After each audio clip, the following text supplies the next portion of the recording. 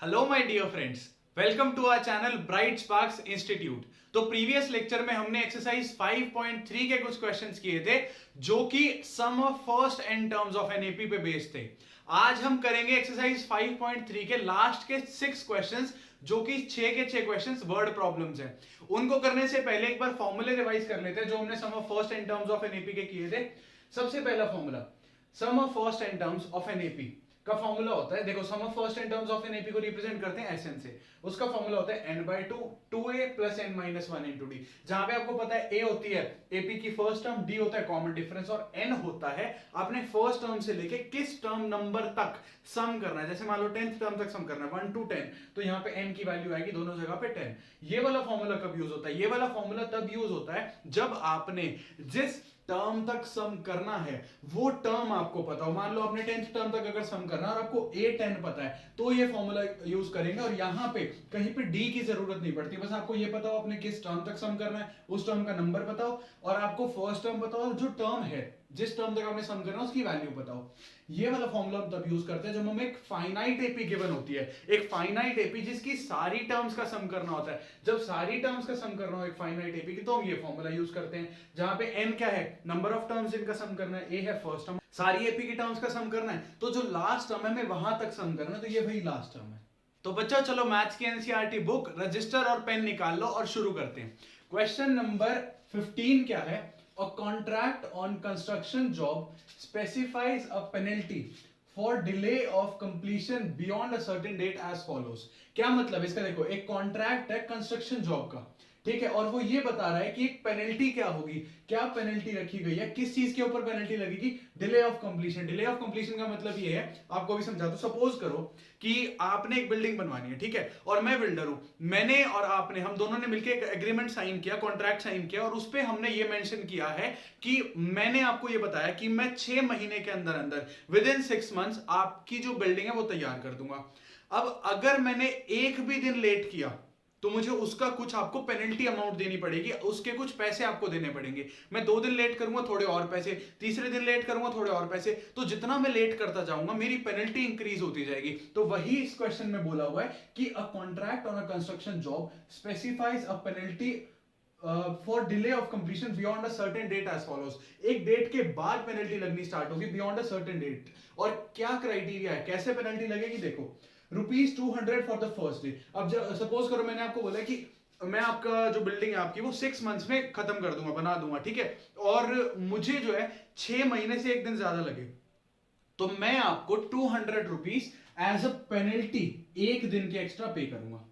अब मान लो उसके बाद क्या, ₹250 फॉर द सेकेंड डे। अगर मैं 2 दिन लेट होता हूं तो मैं पहले दिन के 200 तो दूंगा, नेक्स्ट डे के मैं दूंगा 250, मतलब सेकेंड डे के कितने दूंगा? 250। ₹300 फॉर द थर्ड डे। अच्छा थर्ड डे मैंने लेट किया, मैंने 3 दिन निकाल दिए, तो फर्स्ट डे की पेनल्टी मेरे ऊपर कितनी लगी? 200, सेकेंड डे की 250 और थर्ड डे जो पैसे होंगे एक्स्ट्रा जो मुझे आपको पे करने पड़ेंगे वो होंगे 300। और ऐसे ही चलता रहेगा for the third day etcetera. The penalty for each succeeding मतलब आने वाले, तो हर एक आने वाले दिन की जो पेनल्टी होगी being ₹50 more than for the preceding day. हर एक आने वाले दिन की जो पेनल्टी होगी, जो दिन आगे आता रहेगा उसकी पेनल्टी है ना पिछले दिन से ₹50 इंक्रीज होती रहेगी।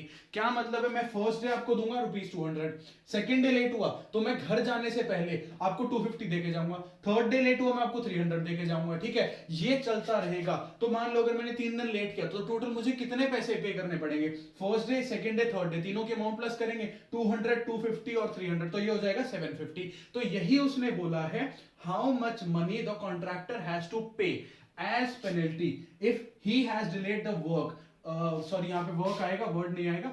If he has delayed the work by 30 days, अगर वो जो काम है वो 30 डेज लेट हो गया, मतलब मैंने आपको 6 महीने बोले थे लेकिन 6 महीने में नहीं हुआ, वो 7 महीने में हुआ, एक महीना 30 डेज मैंने लेट कर दिया, तो मुझे आपको टोटल कितना अमाउंट पे करना पड़ेगा? तो जो 30 डेज की पेनल्टी है वो पे करनी पड़ेगी। बात ध्यान से सुनो, क्या ये एपी है या नहीं है पहले तो आप ये बताओ। 200, 250, 300 उसने स्पेसिफाई किया हुआ है ना कि हर एक आने वाले दिन की, हर एक नेक्स्ट डे की पेनल्टी पिछले में 50 ऐड होके बनेगी। तो हम क्या प्रूव करेंगे यहाँ पे? A2 minus A1, 250 minus 200 is equal to 50। Similarly हम प्रूव करेंगे A3 माइनस A2 ये भी हो जाएगा 50। देयरफॉर a3 माइनस a2 क्या हो गया, मतलब थर्ड टर्म में से सेकंड टर्म को माइनस किया तो वो किसके बराबर आया, मैंने सेकंड टर्म में से फर्स्ट टर्म को माइनस किया, तो ये क्या हो जाएगी, इट इज एन एपी। ये हो गई एक एपी। अब एपी की फर्स्ट टर्म क्या है, आपको पता है एपी की फर्स्ट टर्म आपको गिवन है 200 और कॉमन डिफरेंस आपको गिवन है 50। फर्स्ट टर्म और कॉमन डिफरेंस आ गए। अब आपको उसने क्या बोला है कि पहले 30 डेज की जो पेनल्टी अमाउंट होगी वो बताओ। मैंने अभी 2 मिनट पहले आपको बताया कि 1 2 3, अगर 3 दिन मैंने काम आपका लेट किया तो मुझे कितना अमाउंट पे करना पड़ेगा, 200 भी देना पड़ेगा फर्स्ट डे का, सेकंड डे में घर जाने से पहले आपको 250 देके जाऊंगा, थर्ड डे में घर जाने से पहले आपको 300 देके जाऊंगा। तो जब 30th डे होगा तो मैंने 30 दिन में आपको कितने पैसे दे दिए एज पेनल्टी वो कैलकुलेट करना है। तो ये देखो, ये जो एपी है इसकी पहली 3 टर्म्स का जब मैंने सम किया तो ये 3 दिन के जो पैसे मैंने आपको दिए हैं वो आ जाएगी। तो ऐसे 30 डेज अगर मैंने काम लेट किया तो मुझे क्या करना पड़ेगा, इस एपी की 30 टर्म्स को ऐड करना पड़ेगा, फर्स्ट सेकंड थर्ड ऐसी 30 टर्म्स को। तो ऑल इन ऑल सिंपल सी चीज आपने करना क्या है, इसका S30 निकालना है। जो S30 होगा वो आ जाएगा। अच्छा, क्या आपको यहाँ पे 30th टर्म पता है, नहीं पता। क्या ये फाइनाइट एपी है, वो भी नहीं है। तो यहाँ पे आप क्या करोगे, आप S30 के फॉर्मूले से निकालोगे, सबसे पहले वाले फॉर्मूले से। फॉर्मूला क्या है, Sn is equal to n/2 2a plus n minus 1 into d. Formula तो आपने याद कर ही लिया, ये फॉर्मूला है। अब यहां आपने बस वैल्यूज पुट करनी है। n क्या है, 30/2, तो 30/2 2 into 200 plus 30 minus 1 into D है 50। और ये कैलकुलेशन जब आप कंप्लीट कर लोगे तो ये आपका आ जाएगा, 30 डेज की पेनल्टी मिल जाएगी आपको यहां से। ये आप सॉल्व करना, बस सिंपल सा क्वेश्चन है ये। क्वेश्चन नंबर 16 पे आते हैं। A sum of rupees 700 is to be used to give 7 cash prizes to students of a school for their overall academic performance। क्या कह रहा है, एक स्कूल ने ना टोटल 700 रुपीज है स्कूल के पास, और उन्होंने उन सभी पैसों को prize distribute, as a prize distribute करना है। 7 कैश प्राइजेस देने हैं, ठीक है। 7 ऐसे स्टूडेंट्स हैं जिनको वो प्राइज मिल रहा है out of 700। If each prize is ₹20 less than its preceding price, हर एक जो प्राइज मनी है वो पिछले प्राइज मनी से 20 कम है। Find the value of each of the prizes. देखो क्वेश्चन में क्या सिंपल करके बताता हूं। सपोज करो मैंने अभी 10th का रिजल्ट आया और जिन बच्चों के 90 प्लस आया वो मेरे पास 7 स्टूडेंट्स हैं, और मैंने उनको क्या करना है, अवार्ड देना है, ठीक है, कैश प्राइज देना है। मेरे पास टोटल मनी है 700। उस 700 को मैं कैसे डिस्ट्रीब्यूट करूं कि जो सारे स्टूडेंट्स हैं सबके पास 7 स्टूडेंट्स हैं, 7 स्टूडेंट्स को जब मैं पैसे दे दूंगा तो मेरे पास 700 में से कुछ भी ना बचे, मतलब 700 rupees as it is distribute हो जाए। और दूसरी चीज, जो फर्स्ट वो होगा स्टूडेंट आएगा जिसके हाईएस्ट मार्क्स होंगे, उससे जो अगला स्टूडेंट होगा जिसके सेकंड हाईएस्ट होंगे, उसको पहले वाले से 20 कम मिले, फिर थर्ड को 20 और कम, 20 और कम, 20 और कम, ऐसे हमें एक प्राइज मनी सेलेक्ट करना है। तो हम क्या करेंगे, देखो यहां पे टोटल हमें कितना अमाउंट गिवन है, 700। हमें जो अमाउंट गिवन है वो क्या है, 700। अब हम मान लेते हैं कि let the first prize be rupees a. First prize हमने मान लिया ए रुपीज है, तो देखो फर्स्ट प्राइस ए होगा, नेक्स्ट क्या होगा ए माइनस 20, फिर क्या होगा ए माइनस 20 माइनस 20, मतलब ऐसे ही कम होता रहेगा और हमें 7 टर्म्स तक चलना है। तो ये जो एपी बनेगी, आपको दिख रहा है ना, ये एपी होगी क्योंकि फर्स्ट टर्म जो है आगे आने वाली सारी टर्म्स उसमें 20 लेस होती जा रही है। तो मैं ये कह सकता हूं कि माइनस 20 ऐड हो रहा है, तो कॉमन डिफरेंस क्या हो गया, माइनस 20। तो यहाँ पे फर्स्ट टर्म तो हो गई ए और कॉमन डिफरेंस हो गया माइनस 20। अब आपको ये पता है कि जो सारे प्राइस मनी होंगे, जो सारे कैश प्राइसेस होंगे, उन सारी अमाउंट को प्लस करूंगा तो 700 आएगा। मतलब ये जो एपी मिलेगी मुझे, इस एपी की 7 कैश प्राइसेस होंगे, तो इस एपी में 7 टर्म्स होगी। जब मैं इस एपी की 7 टर्म्स को ऐड कर दूंगा तो मुझे क्या मिलेगा, इस एपी में टोटल नंबर ऑफ टर्म्स है 7 टर्म्स है इस एपी में। जब मैं इस एपी की 7 टर्म्स को ऐड करूंगा तो क्या मिलेगा, 700। तो मुझे पता है कि इस एपी की फर्स्ट 7 टर्म्स का सम मतलब S7 कितना होगा, 700। अब S7 का फॉर्मूला क्या होता है, Sn का फॉर्मूला होता है n/2 2a plus n minus 1 into d, n minus 1 into d. अब S7 का फॉर्मूला क्या हो जाएगा, S7 is equal to 7/2 2 into a plus n minus 1। n क्या है यहाँ पे, n भी 7 है, तो 7 माइनस 1 इंटू डी कितना गिवन है, डी आपको गिवन है माइनस 20, तो डी हो गया माइनस 20। अब यहाँ देखो S7 की आपको वैल्यू भी तो गिवन है ना कि सातों टर्म्स को ऐड करके कितना आएगा 700। तो 700 is equal to 7/2 2a plus 6 into minus 20।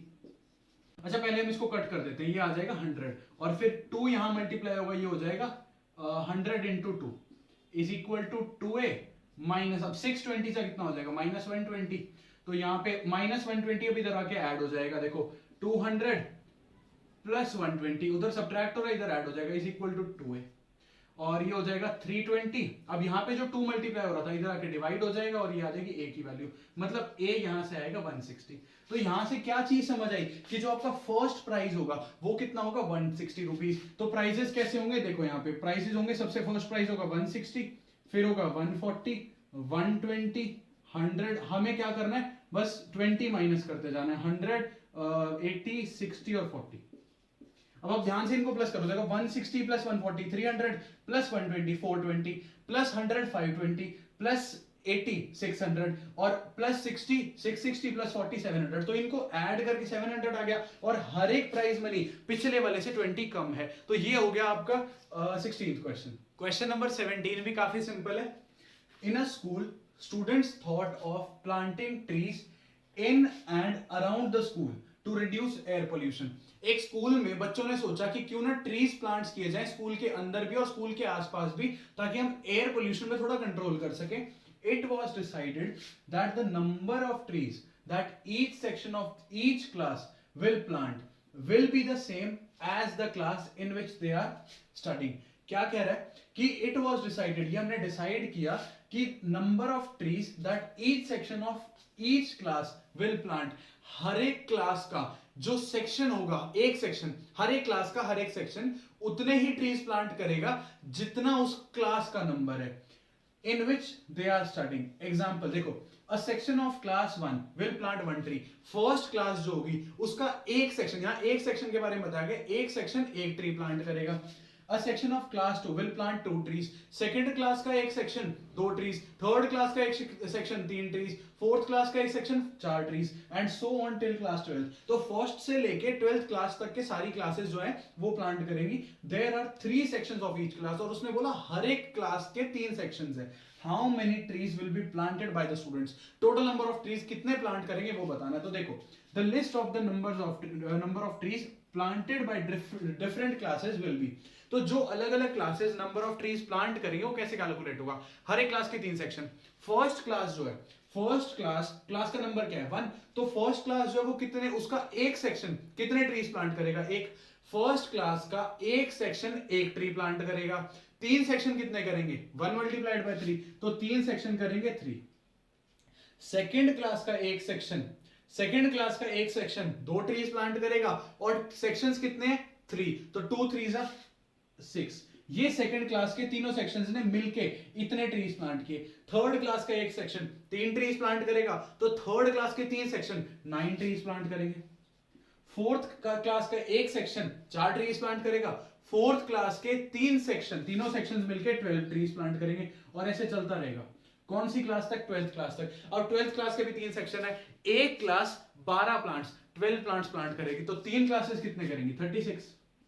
अब ये इन सबको जब मैं देखो, ये फर्स्ट क्लास ने, सेकंड थर्ड फोर्थ, यहाँ अप टू 12th क्लास, तो ये जब सारे नंबर ऑफ ट्रीज में ऐड कर दूंगा तो टोटल नंबर ऑफ ट्रीज मिल जाएंगे जितने पूरे स्कूल में प्लांट किए हैं। तो ये कैसे निकलेगा, देखो फर्स्ट सेकंड थर्ड फोर्थ, ये कितनी नंबर ऑफ टर्म्स होंगी 12 टर्म्स होंगी। तो यहाँ पे आपको अच्छा सबसे पहले ना इसको AP प्रूव कर लेना, A2 minus A1 is equal to 6 minus 3 is equal to 3 और A3 minus A2 is equal to 9 minus 6 is equal to 3। AP हो गई, तो लिखने के बाद therefore it is an AP। अब हम यहाँ पे लिखेंगे, देखो फर्स्ट टर्म हो गई इस AP की कितनी है 3 और कॉमन डिफरेंस भी कितना हो गया, कॉमन डिफरेंस भी हो गया 3 और टोटल नंबर ऑफ टर्म्स कितनी है 12, सबका सम करना है ना। तो यहाँ पे फॉर्मूला देखो, फाइनाइट AP है, आपको लास्ट टर्म गिवन है, तो Sn is equal to n/2 A plus L। Simple सा फॉर्मूला, यही फॉर्मूले में आप वैल्यू पुट करोगे, S12 is equal to 12/2 3 plus 36। अब इसे सॉल्व करोगे आप, आंसर आ जाएगा, यहाँ पे आप कट करोगे 6 से और ये हो जाएगा 6 इंटू 39।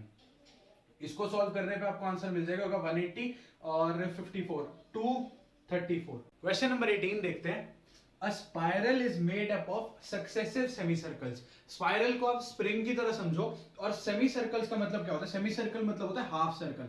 हाफ सर्कल कैसे, देखो जैसे ये सर्कल है, ये कंप्लीट सर्कल है। अब हाफ सर्कल क्या होगा, ये हो जाएगा हाफ सर्कल, ये हाफ सर्कल है, ठीक है, इसे बोलेंगे सेमी सर्कल, ये बस सेमी सर्कल है एक। तो एक स्पाइरल है, एक स्प्रिंग है जो सक्सेसिव सेमी सर्कल, सक्सेसिव मतलब कॉन्टिन्यूअसली चलते जा रहे हैं semi circles with centres alternatively at A and B, जो आपके सेंटर्स है ऑल्टरनेटिवली, मतलब एक छोड़ के एक, पहले ए पे आ रहे हैं, फिर बी पे, फिर ए पे, बी पे। अभी हम ए बी देखेंगे क्या है, starting with centre at A of radii 0.5 centimetre, 1 centimetre, 1.5, 2 as shown and so on as shown in the figure.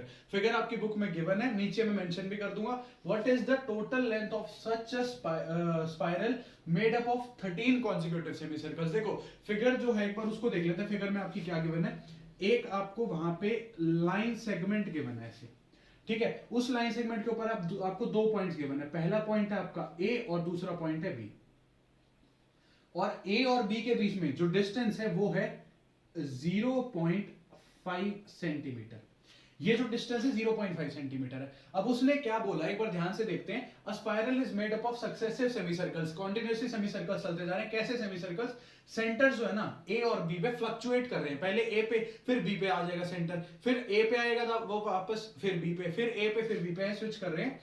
और रेडिया क्या, देखो जो सबसे पहला सेमी सर्कल है वो स्टार्ट हो रहा है विद सेंटर एट ए, और उसका रेडिया कितना है, उसका रेडियस कितना है 0.5। रेडिया होता है प्लूरल के लिए, रेडियस होता है सिंगुलर के लिए। तो पहले जो ए पे सेंटर बना, आप सेमी सर्कल कैसे बनाते हो, आपको सर्कल पता है, आप ऐसे कंपास की नीडल रखोगे और पेंसिल को पूरा घुमा दोगे। अब उसकी जगह अगर आपको सेमी सर्कल बनाना है तो बस सेंटर पे कंपास की नीडल रख के आधा घुमाना है उसको, आपको पूरा नहीं घुमाना, आधे सर्कल जितना घुमाना है। तो ए जब सेंटर होगा, ध्यान से सुनो, ए सेंटर होगा, पहला सेमी सर्कल कैसे बनेगा, ए हमारा सेंटर है और रेडियस होगा पहला 0.5 सेंटीमीटर, तो ए सेंटर और रेडियस 0.5 सेंटीमीटर इतना। तो क्या करेंगे, कंपास की नीडल को यहां रखेंगे, बी पे आपकी पेंसिल रखेंगे और ऊपर की तरफ घुमा देंगे ऐसे, जो आपकी फिगर में गिवन है।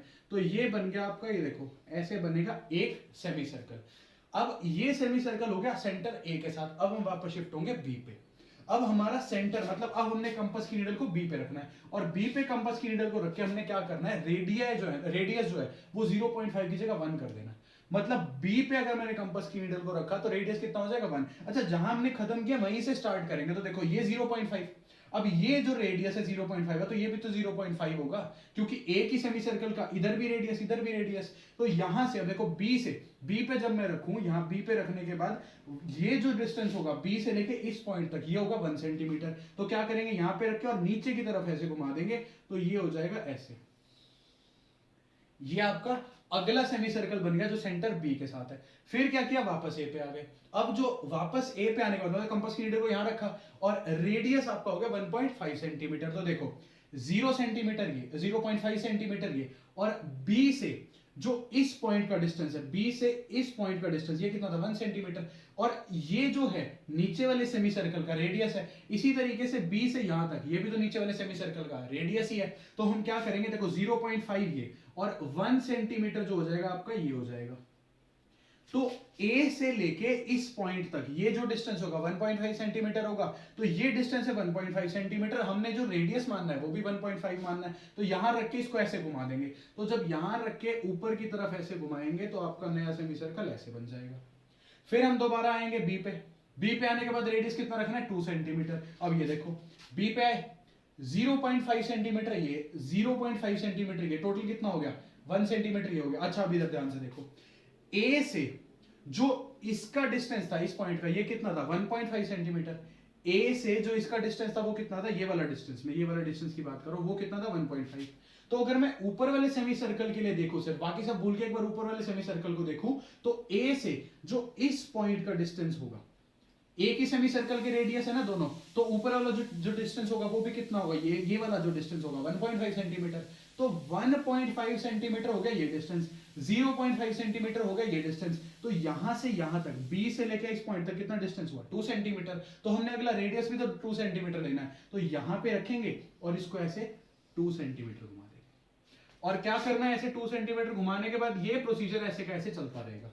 एक बार ए पे आओ 0.5 सेंटीमीटर बढ़ाओ, फिर बी पे जाओ फिर 0.5 सेंटीमीटर बढ़ाओ, ऐसे एक आपको स्पाइरल मिलता जाएगा। और उसमें 13 सेमी सर्कल्स बोले उसने, पहला सेमी सर्कल ये, सेकंड, थर्ड, फोर्थ, 4 हमने बनाए हैं, ऐसी 13 सेमी सर्कल्स हैं। तो हमने करना क्या है, what is the total length of such a spiral made up of 13 consecutive semi circles. तो किसी मेटल से, किसी भी मटेरियल से ये जो होगा स्पाइरल बना हुआ है नहीं बना हुआ, हमें बस ये बताना है कि ये कितने लंबे मटेरियल से बना है। जो स्पाइरल है उसकी टोटल लेंथ कितनी है। तो मैं क्या करूंगा, देखो टोटल स्पाइरल की लेंथ निकालने के लिए जो इस सेमी सर्कल की लेंथ है प्लस इस सेमी सर्कल की लेंथ प्लस इसकी लेंथ प्लस इसकी लेंथ, ऐसे ही मैं 13 सेमी सर्कल्स की जो लेंथ है उसको ऐड करता जाऊंगा। Length of first semi circle. अच्छा, सेमी सर्कल की लेंथ होती है, सर्कमफेरेंस होती है। जैसे सर्कल की सर्कमफेरेंस क्या होती है, देखो ये सर्कल है, तो सर्कल की सर्कमफेरेंस का मतलब क्या होता है, उसकी बाउंड्री जो है, ये जो बाउंड्री है इसकी लेंथ, सर्कल की सर्कमफेरेंस का फॉर्मूला होता है 2πr। अगर मैं इसको सेमी सर्कल कर दूं, मतलब बाउंड्री भी आधी हो गई ना सर्कल की, सर्कल की लेंथ आधी हो गई, तो हम क्या करेंगे, सर्कल की सर्कमफेरेंस को 2 से डिवाइड कर देंगे। तो सेमी सर्कल की जो सर्कमफेरेंस आती है ना, जो सेमी सर्कल के लिए सर्कमफेरेंस होती है वो होती है पाई आर। 2 से 2 कैंसिल हो जाएगा और पाई आर आएगा। तो ये सेमी सर्कल की सर्कमफेरेंस का फॉर्मूला है। अब इसी फॉर्मूले को यूज करके हम क्या करेंगे, 13 सेमी सर्कल्स की लेंथ प्लस करेंगे और वही हमारी टोटल जो आएगी आपकी स्पाइरल की लेंथ आ जाएगी। अब हमें निकालनी है टोटल लेंथ ऑफ स्पाइरल। उसके लिए जो हमें 13 सेमी सर्कल्स गिवन है, हम क्या करेंगे, उनकी सर्कमफेरेंसेस को ऐड करेंगे। तो सर्कमफेरेंस ऑफ सेमी सर्कल का फॉर्मूला अभी हमने देखा, pi into radius pi r. तो टोटल लेंथ ऑफ स्पाइरल कैसे निकलेगी, जो 13 सेमी सर्कल्स है जिसमें फर्स्ट का रेडियस है 0.5, फिर 1, फिर 1.5, फिर 2, ऐसे चलता जा रहा है। तो उनके क्या करेंगे, सर्कमफेरेंसेस को ऐड करेंगे। तो सबसे पहले जो फर्स्ट सेमी सर्कल की सर्कमफेरेंस होगी वो कितनी होगी, 0.5 पाई। नेक्स्ट क्या होगी, प्लस 1 पाई। नेक्स्ट होगी प्लस 1.5 पाई प्लस 2 पाई। और ऐसे चलता रहेगा कहां तक, अप टू 13 टर्म्स। ऐसे 13 टर्म्स तक चलता रहेगा। देखो 0.5 पाई, 1 पाई, 1.5 पाई, 2 पाई, कुछ नहीं किया मैंने। ये जो रेडिया आपको गिवन थे ना, बस इन रेडिया को मैंने पाई से मल्टीप्लाई किया है। तो अब क्या करते हैं, यहां से देखो पूरे समेशन में से यहाँ पे 13 टर्म्स प्लस हो रही है और हर एक में पाई आ रहा है। तो जब मैं पूरे में से पाई कॉमन ले लूंगा, ये हो जाएगा 0.5 प्लस 1 प्लस 1.5, कुछ नहीं है, ये थोड़ा सिंपल करने के लिए किया, प्लस 2, और ये ऐसे चलता रहेगा। और ये कितनी टर्म्स होंगी, ये हमारी होंगी 13 टर्म्स। अब मैं ये 13 टर्म्स बार बार क्यों स्पेसिफाई कर रहा हूं, क्योंकि यहां पे मुझे 13th टर्म नहीं पता, इसीलिए मैंने यहां पे लास्ट में डॉट डॉट लगाई है। लेकिन फाइनाइट एपी दिखाने के लिए मैंने दिखा दिया कि इसमें 13 टर्म्स है। तो अब क्या करेंगे, देखो सबसे पहले हम कंसीडर करते हैं इसे। तो यहां पे जो ये आपको समेशन गिवन है, ये समेशन, इसको मैं ऐसे समझ सकता हूं कि ये एपी की टर्म्स का समेशन है। एक एपी है जिसकी 13 टर्म्स ऐड हो रही है। अब देखने में पता चल रहा है एपी है, लेकिन क्या करेंगे, पहले निकाल के दिखाएंगे कि एपी होगी या नहीं होगी। तो a2 minus a1, 1 minus 0.5 is equal to 0.5, a3 minus a2 is equal to 1.5 minus 1, ये भी 0.5। Similarly a4 minus a3, 2 minus 1.5, ये भी आ जाएगा 0.5। Therefore it is an AP. ये हो गई एक एपी। जब भी आपको एपी गिवन ना हो तो प्रूव करना पड़ेगा। ये हो गई एक एपी। अब एपी के बाद इस एपी के अगर मैं फर्स्ट टर्म देखूं तो आपको फर्स्ट टर्म क्या गिवन है, आपको फर्स्ट टर्म मिल गई इस एपी की 0.5, और कॉमन डिफरेंस भी कितना मिल गया, कॉमन डिफरेंस भी मिल गया 0.5, और n कितना है 13, नंबर ऑफ टर्म्स कितनी है 13। तो यहाँ पे टोटल लेंथ कैसे निकलेगी, उसके लिए पहले मैं इस एपी की ना S13 निकाल लेता हूँ। तो S13 के लिए मैं Sn का फॉर्मूला लगाऊंगा। Sn का क्या फॉर्मूला होता है, n/2, 2a plus n minus 1 into d. ये फॉर्मूला लगाऊंगा तो S13 हो जाएगा 13/2, 2 इंटू ए गिवन है आपको 0.5 प्लस n माइनस 1 मतलब 13 माइनस 1 मतलब 12 इंटू 0.5, और ये हो गया आपका 13/2, 2 इंटू 0.5, 1 प्लस 6, और ये हो गया 13/2 इंटू 7।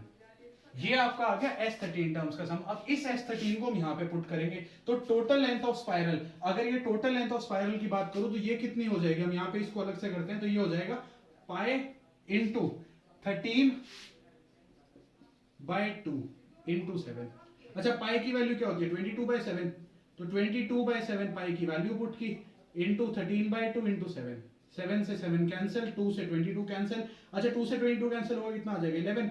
अब 11 रहेगा 13 रहेगा, तो ये हो गया 143 सेंटीमीटर। तो ये होगी टोटल लेंथ ऑफ स्पाइरल जो आपने कैलकुलेट की है। तो पहले आपने टोटल लेंथ ऑफ स्पाइरल का फॉर्मूला लिखा, उसके बाद आपने इसे एपी प्रूव करके सेपरेटली ये जो ब्रैकेट के अंदर है इन टर्म्स का सम कैलकुलेट कर लिया और उसे फिर बस पाई के साथ मल्टीप्लाई कर दिया, और ये आपका स्पाइरल की टोटल लेंथ का आंसर आ गया 143 सेंटीमीटर। नेक्स्ट है क्वेश्चन नंबर 19।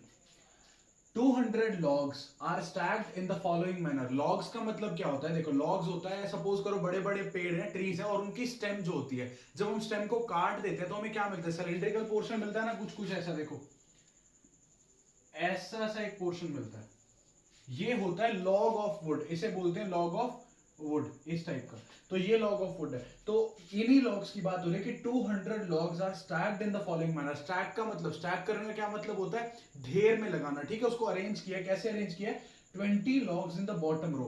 जो सबसे लास्ट वाली रो है आपकी, आप बुक में देखोगे वहां पे भी कुछ ऐसी सी फिगर होगी कि 20 logs in the last row. यहां मैंने 20 बनाए नहीं है, लेकिन एक आपको फेयर आइडिया देने के लिए मैंने सिंपल फिगर बनाई है कि लास्ट रो में जो है वो 20 लॉग्स हैं, 19 इन द नेक्स्ट रो। तो जो उससे ऊपर वाला रो है उसमें कितने हैं, 20 में से एक कम, 19, 18 in the row next to it, तो उससे ऊपर वाला मतलब जो नीचे से थर्ड रो उसमें है 18 एंड सो ऑन। ऐसे ही हर एक कॉन्जिक्यूटिव, हर एक जो नेक्स्ट रो होगा उसमें एक एक लॉग कम होती जा रही है। हाँ, in how many rows are the 200 logs place, कितने रोज होंगे कि हम 200 लॉग्स को प्लेस कर पाए। हम इन रोज में देखो यहां से हम बढ़ते रहेंगे ऊपर ऊपर ऊपर और रोज लगाते रहेंगे, तो ऐसे कितने रोज होंगे जिनमें हम 200 लॉग्स को, यहाँ पे टोटल जो लॉग्स हैं वो कितने आ जाए, 200 आ जाए। और उसके बाद पूछ रहे हैं how many logs are placed in the last row. तो जो सबसे ऊपर चलते जाएंगे, हम ऊपर चलते जाएंगे, तो जो सबसे लास्ट रो होगा कहीं ना कहीं उसमें कितनी, जो सबसे ऊपर वाला रो होगा उसमें कितनी लॉग्स होंगी हमें वो भी बतानी है। तो ये कैसे पता लगेगा, देखो सबसे पहले तो हम ये चेक करेंगे, हम लिस्ट बनाते हैं, the list of number of logs. किसकी लिस्ट बना रहे हैं, number of logs in different rows. अलग अलग रोज में जो लिस्ट बनेगी नंबर ऑफ लॉग्स की वो कैसे बनेगी, सबसे पहले कितने हैं 20, फिर है 19, फिर 18 एंड सो ऑन, ऐसे, ठीक है। अब है ये फाइनाइट इफ, मुझे लास्ट टर्म नहीं पता, तो हमें सबसे पहले तो ये पता लगाना है how many rows are the 200 logs placed, कितने रोज होंगे कि ये 200 लॉग्स जो है वो प्लेस हो जाए। तो उसके लिए मुझे क्या निकालना पड़ेगा, देखो first row, second, third, fourth, ऐसे ही जब सारे रोज में जो लॉग्स हैं, लॉग ऑफ वुड, उन्हें जब ऐड करूंगा, नंबर ऑफ लॉग्स को ऐड करूंगा तो 200 होना चाहिए। तो इसका मतलब इस एपी के, देखो ये फर्स्ट रो में नंबर कितने लॉग्स के 20, सेकंड रो में 19, थर्ड रो में 18। तो ऐसे ही जब मैं इन सभी नंबर्स को प्लस करूंगा, जितने भी मेरे पास रोज होंगे, जब सभी नंबर्स को प्लस करूंगा टोटल कितना आना चाहिए 200। तो ये जो एपी गिवन है इसकी फर्स्ट टर्म है 20 और कॉमन डिफरेंस आप निकाल लोगे 19 माइनस 20 इज इक्वल टू -1। और यहाँ पे आपको एस एन ये गिवन है, आपको नंबर नहीं पता कितनी टर्म्स का सम है, आपको एस एन बट गिवन है 200, आपको एस एन गिवन है 200। तो करना क्या है, यहां से आपने एस एन के फॉर्मूले में S n is equal to n by 2a plus n minus 1 into d, ये फॉर्मूला यूज करेंगे हम। चलो वैल्यू पुट करते हैं, एस एन कितना है 200 इज इक्वल टू एन, तो कैलकुलेट ही करना, यही कैलकुलेट करना। देखो एन क्या है, कितनी टर्म्स ऐड हो रही हैं, और यहाँ पे इस एपी में ना जो हर एक टर्म है वो एक एक रो को रिप्रेजेंट कर रही है। तो जितनी रोज होंगी उतनी ही नंबर ऑफ टर्म्स होंगी, तो नंबर ऑफ टर्म्स कैलकुलेट करना है, एन कैलकुलेट करना है। 2 इंटू ए कितना है, ए आपको गिवन है 20 प्लस एन माइनस 1 इंटू -1। और इसे जब हम कैलकुलेट करते देखो 2 इधर मल्टीप्लाई हो गया, 400 is equal to n, 220 40 minus n plus 1, और this will be 400 is equal to n बाहर ही है अभी, अंदर आ जाएगा 41 माइनस एन।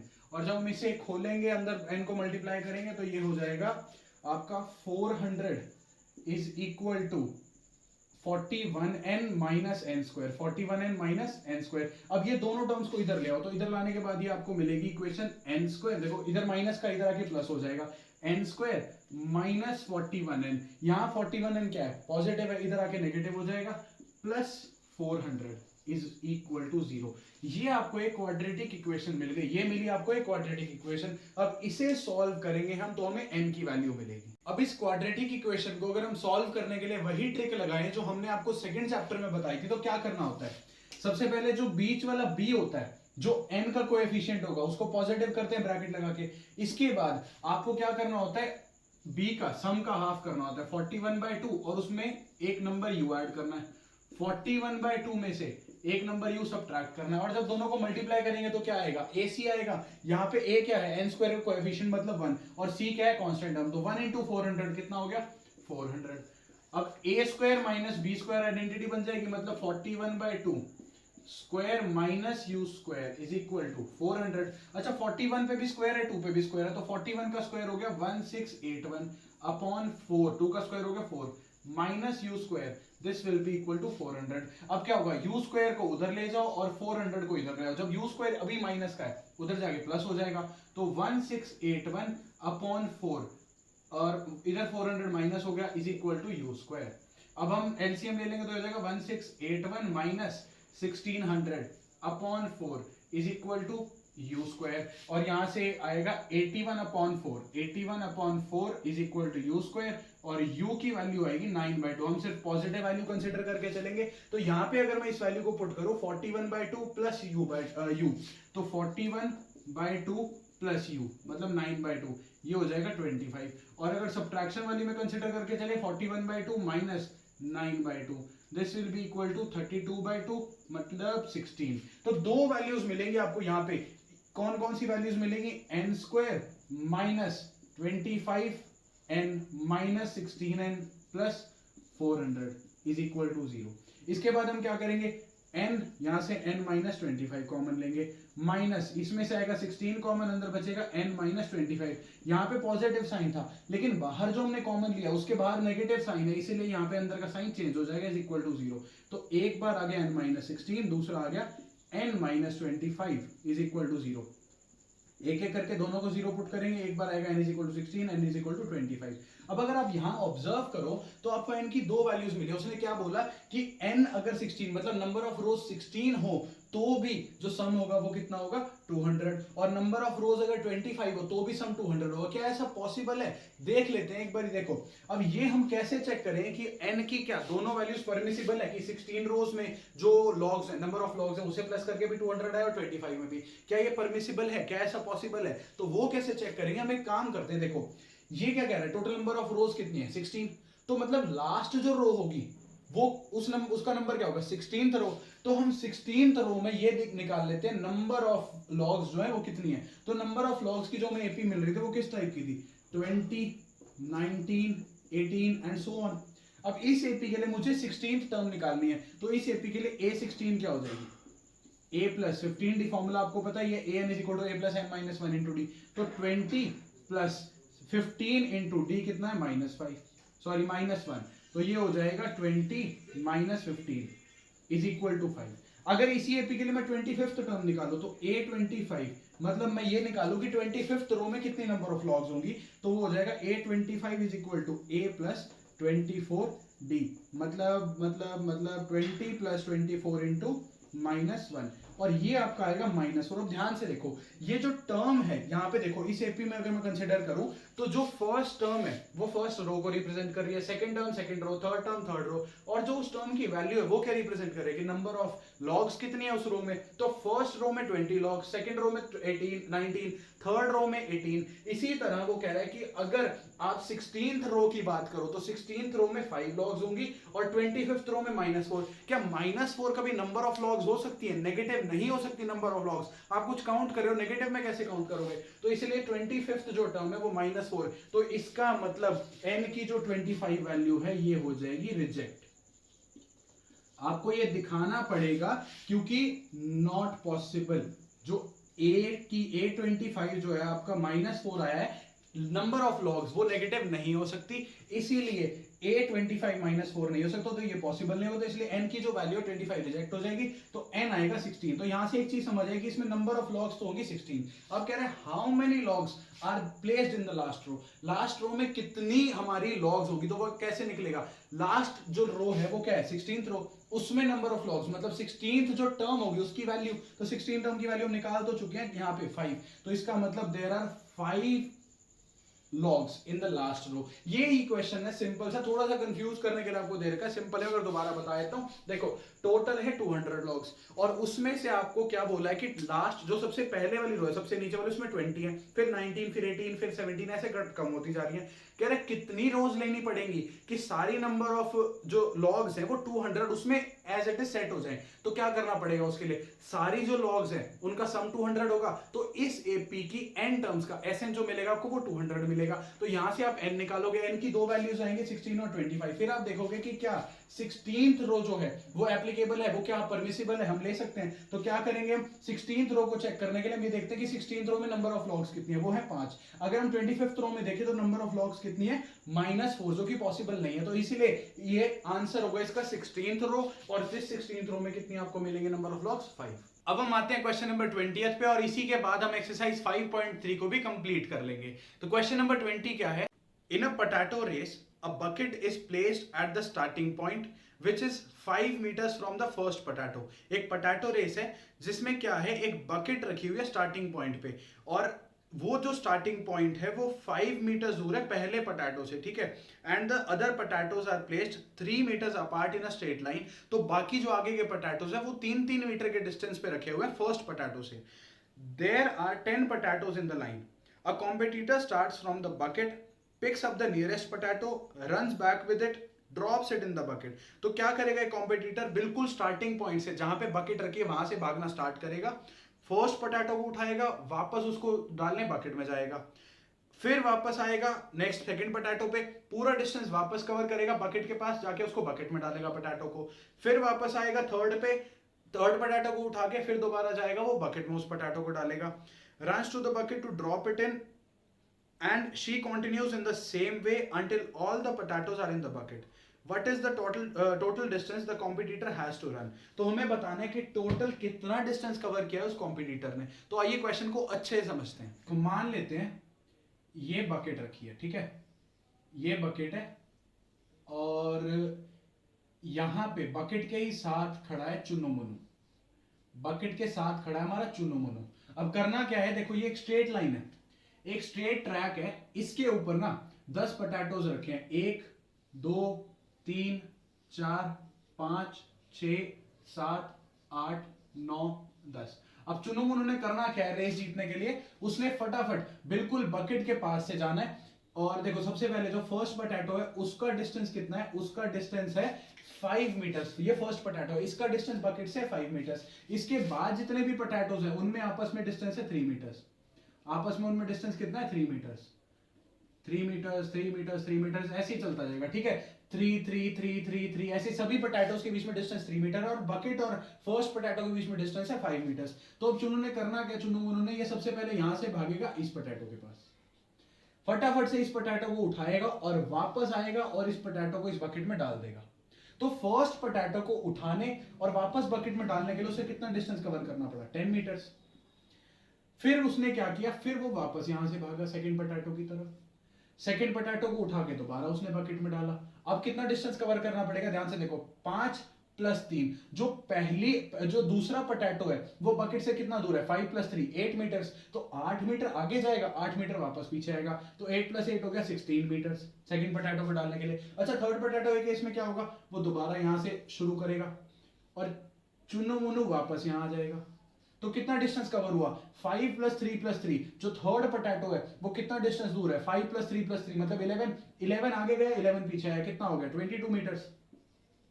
ये अब नेक्स्ट पोटैटो को देखते हैं, तो आगे गया, ये देखो, और जाने के लिए 3 मीटर्स डिस्टेंस और ऐड हो गया, पहले 11 था, जाने के लिए अब कितना हो गया 14, और वापस आया तो फिर 14, मतलब कितना हो गया 28 मीटर्स। और ये ऐसे ही चलता रहेगा डिस्टेंस कितने टर्म्स तक, अप टू 10 टर्म्स। हमें कैलकुलेट करना है चुन्नू मुन्नू ने कितना डिस्टेंस कवर किया है इस डिस्टेंस को, इस रेस को जीतने के लिए। इस रेस को जीतने के लिए टोटल कितना डिस्टेंस कवर किया, बेचारा कितना भागता रहा है। तो वो कैसे कैलकुलेट करेंगे, हमें सिंपली क्या करना है, देखो पहले पोटैटो के लिए डिस्टेंस प्लस दूसरे प्लस तीसरे प्लस चौथे, ऐसे 10th पोटैटो, जो 10 पोटैटोज है ना सबके डिस्टेंस को ऐड करना है।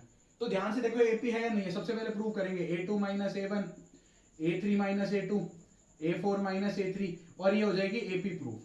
एपी प्रूव करने के बाद आपने क्या करना है, आपको एपी की फर्स्ट टर्म मिलेगी 10, कॉमन डिफरेंस मिलेगा 6, और नंबर ऑफ टर्म्स आपको पता है 10 है, तो आपको करना क्या है, सिंपली S10 ही तो निकालना है।